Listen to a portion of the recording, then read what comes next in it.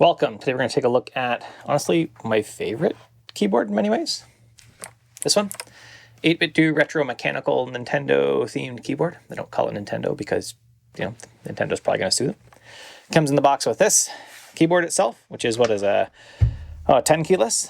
Comes with epic A and B buttons, and it comes with some stickers to label your A and B buttons so you can put what they are, because you can theoretically program them. We'll get to why theoretically in a minute. Before we do that, a few ways to support the channel. Number one, to become a member, curtismchale.ca/membership. Number two, take a course, curtismchale.ca.education. Members get my courses included. So I got the Nintendo version of this keyboard. There also comes the Famicom keyboard version as well, which is the Nintendo in Japan. It comes with Kale box white switches, which are, I'm not sure if they're linear or what. I actually don't care about these things. So I like keyboards, but I'm not that much into it as far as way deep down the rabbit hole. Never lubed a switch, never changed switches. I just like a good keyboard. That's it.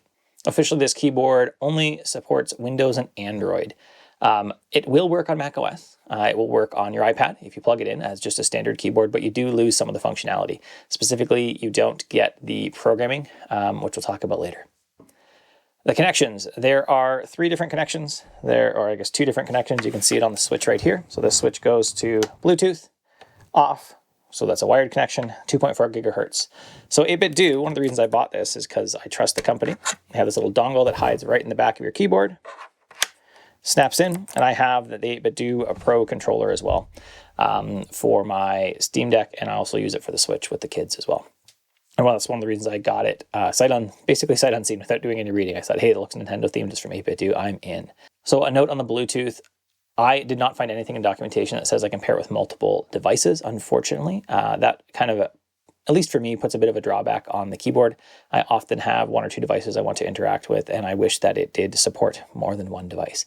Supports one, and that's fine. Technically, you could wire it up to one and use Bluetooth for the other, and use 2.4 gigahertz for a third, and that would all be fine by using the switch. It also has, if you saw right beside that switch, a little rotary encoder right here. This does volume. It does not have a set position, so it just kind of continues to go. One way goes up, one way goes down, regardless. So it's not 50% and you're always at 50%. But it works well with your iPad, with macOS, and with Linux just fine. Battery life, the keyboard has a 200 mAh battery, which says it takes 4 hours to charge and provides 200 hours of use. I charged the keyboard the first day I had it, and I've never charged it since. It's been 3 or 4 weeks as my main iPad keyboard, and it just kept working, so I didn't worry about it. I think that's the most thing with lots of keyboards. People say, how many hours you actually use it is much lower than you think. You think 200 hours, that's only a few weeks. It's actually usually way more than that, because you might be at your computer, but you're not typing the whole time. You're doing other things. You're getting up, you're going to the bathroom, getting coffee, and all those things don't count as usage time because it goes to sleep. Now, programming the keyboard. There are a few ways keyboard can be programmed. You get the most flexibility from their Ultimate Software V2, but that only runs on Windows. This is where you have an issue. I have no Windows computers in the houses. There is probably some way I could map it through USB into a virtual machine on my computer, because I do have Windows in virtual machines, but I don't want to do that. That's a pain in the butt. We should just have a programmable, and there's lots of apps, lots of tools out there, right? My Moonlander, which is my main working keyboard, it has a software that works on Linux, Mac, and Windows to program it. Why aren't we just using stuff like that that works across all platforms? That's one thing where I majorly fault this keyboard. It's just not quite cross-platform. So that means stuff like the Option and the Command key are in the wrong positions. They're in the standard Windows positions, which is annoying. I got used to it on the iPad, and then I switched to another keyboard, and it's annoying because I just learn it back. Now, theoretically, you can still program the A and B button, and you'll notice there's also, I showed you the big ones, but there's also a smaller A and B button right here. Theoretically, you can program those as well. You're supposed to hit the star key, and then you do what you want to do. And then from there, you hit the B or the A button, and it saves a macro for the keys you just pressed. I never got this to work. I tried for an hour. I watched other people doing it. I never got this to work on my iPad. So as far as I know, it doesn't work. At least it doesn't work with your iPad. It might work with Windows. It does work with Windows. I've seen that.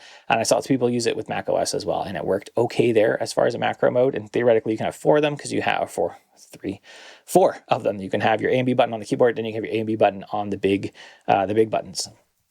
But it just never worked for me. So question, should you purchase the 8BitDo retro keyboard? Despite my lack of love for the keyboard, I don't regret the purchase at all. I bought it because I thought it'd be cool in the background behind me. So it'll go where this green one is. Go right there, so you'll see it in my videos, because it's a cool keyboard. That was where I was always going to go. I don't like 10 keyless keyboards. I like them smaller, or I like a fully ergonomic like the Moonlander. That's what I like in a keyboard. So if you're going to get it as a showpiece, then buy it because you just like it, and that's fine. It's totally okay to buy something and just like it, to have it up to show. If you're going to type on it, it's okay. It's not bad. If you like 10 keyless keyboards, if you like the profile of this keyboard, by all means, go for it. If you're on Windows, yeah, go for it. If you're on Mac OS or Linux, then maybe, because you can't do the programming like you'd like to be able to do, unfortunately. Now on this, here's a typing sound test of this keyboard. Have a good day.